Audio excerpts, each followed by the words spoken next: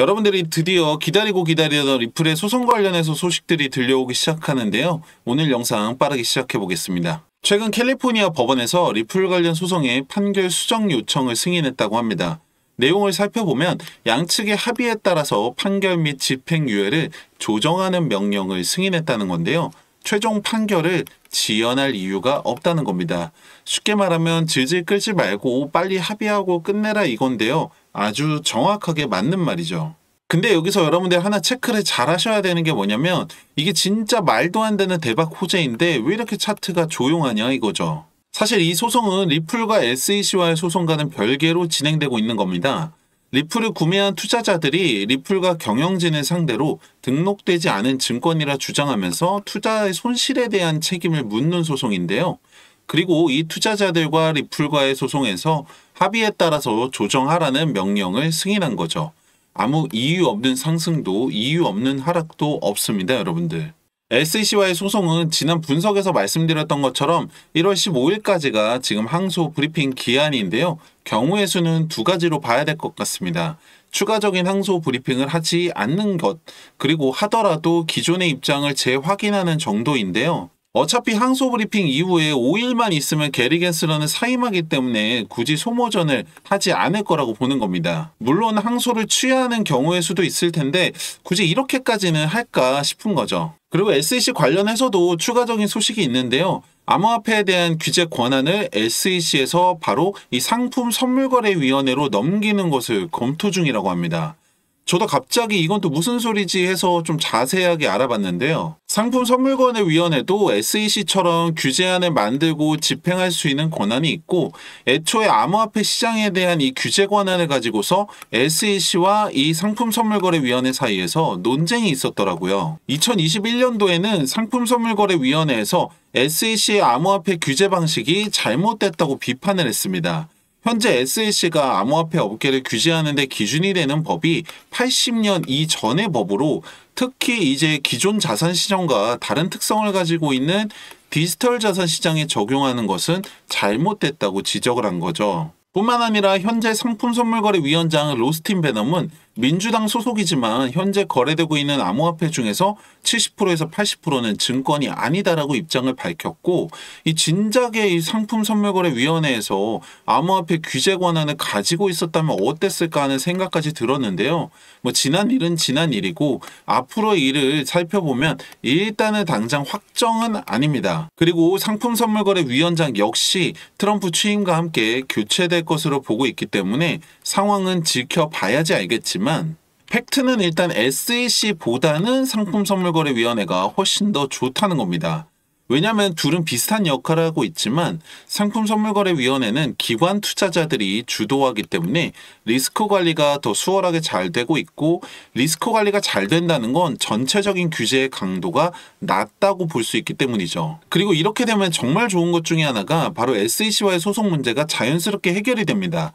왜냐면 SEC는 더 이상 규제 권한 자체가 없는데 소송을 진행한다는 것 자체가 말이 안 되는 거죠. 여기에 대한 인선은 12월 중순을 넘기지 않을 것으로 보고 있고 자문위원회든 SEC든 상품선물거래위원회든 이번 기회에 이 암호화폐에 대한 기준과 좀 가이드라인을 정확하게 만든다면 안정적인 성장의 기반이 될 것 같습니다. 차트는 소폭 상승한 모습인데요. 말씀드렸던 2,000원 전후로 해서 횡보 구간을 만들 것 같고요.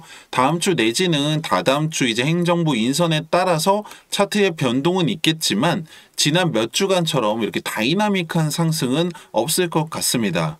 지금 여러분들은 하루라도 빨리 4,000원 되고 10,000원 되고 이걸 좀 기다리고 계실 텐데 이게 마냥 좋은 일은 아닙니다, 여러분들.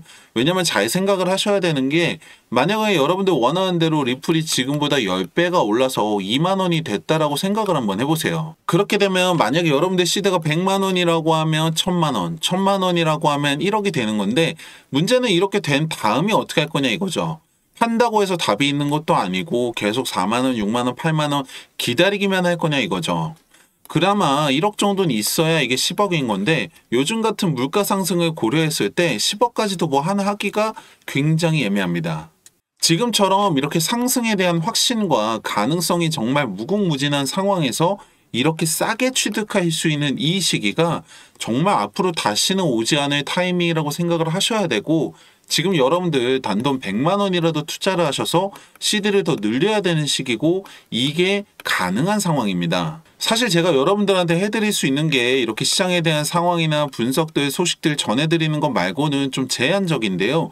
여러분들 입장에서도 그렇구나, 좋은 뉴스네, 좋은 얘기 해주네, 이렇게만 생각하고 넘어가실 수도 있다고 생각합니다. 왜냐면 솔직히 영상 본다고 해서 바로 여러분들한테 돈이 되는 건 아니잖아요. 그리고 여러분들 대다수가 전업 트레이더도 아니고 이제 와서 공부를 하시기에도 어려운 상황이라는 거 잘 알고 있습니다. 근데 솔직히 말씀드리면은 한 명의 투자자로 시작해서 지금까지 올 수 있었던 저나 많은 전문가들이나 분석가들이 예전처럼 공부를 하고 배우는 것도 맞지만 사실 가장 중요한 부분이 바로 이 기술적인 겁니다. 이게 무슨 말이냐면 빅데이터와 AI, 인공지능 이러한 최첨단 기술들이 정말 상상 이상으로 발전이 돼서 이제는 더 이상 이렇게 사람이 차트에다가 선 그어가면서 분석하는 시대는 끝났다고 합니다. 오죽하면은 세력들조차도 이 기술적 지표를 가지고서 시장을 움직인다는 말이 나올 정도인데요. 제가 오늘 여러분들이 정말 쉽게 따라할 수 있고 높은 확률로 여러분들이 시드를 늘릴 수 있는 이 저만의 기술적 지표 하나를 공유해 드리려고 하는데요. 지금 보고 계시는 이 차트는 2주 전부터 바로 오늘까지의 리플의 차트입니다. 가장 많은 분들이 이용하고 계시는 업비트인데요. 여기에다가 여러분들이 딱 지표 하나를 추가하게 되면은 이렇게 됩니다. 작아서 잘 안 보이실 수도 있는데 캔들 위아래로 빨간색과 초록색 말풍선 같은 게 생긴 게 보이실 거예요. 이걸 조금 더 크게 보시면 이렇게 되는데요. 초록색에는 바이, 사라는 신호겠죠. 빨간색에는 셀, 팔라는 신호인데요. 간단합니다. 여기서 사서 여기서 팔았다면 17% 수익을 볼 수가 있습니다. 하나 더 보시면은 여기 바이에서 사서 셀에서 팔았다면은 34%의 수익을 볼 수가 있는 거죠. 마지막으로 여기 바이에서 사서 셀에서 팔았다면 36% 수익을 볼 수 있는 건데요. 만약 여러분들이 이렇게 3번의 거래만 따라오셨다라고 하면 100만 원이면 200만 원, 1000만 원이면 2000만 원이 될 수 있다고 하면 어떠실 것 같으세요? 제가 말씀드리고 싶은 건 이게 가능한 이유가 바로 지금처럼 이렇게 변동성이 큰 시장 상황이기 때문이고, 두 번째로는 리플뿐만 아니라 모든 차트에서 적용이 가능한 기술적 지표가 있기 때문인데요. 이게 제 머릿속에서 나온 게 아니라 바로 빅데이터와 AI 기술들을 적용해서 이 차트를 분석한 결과라는 거죠. 여러분들 시장은 언제 갑자기 변할지 모릅니다. 기다리기만 하실 게 아니라 거기에 여러분들 발맞춰 가시려면 우선 구독과 좋아요 한 번씩 누르셔서 가장 빠른 소식, 분석들 만나보시고요. 010-2296-1359번 지표라고 문자 남겨주세요. 그럼 여러분들 정말 쉽게 따라하실 수 있는 기술적 지표와 함께 이 확률을 더 올릴 수 있는 세팅까지 알려드릴 텐데요. 아무것도 하지 않으면 아무 일도 일어나지 않습니다.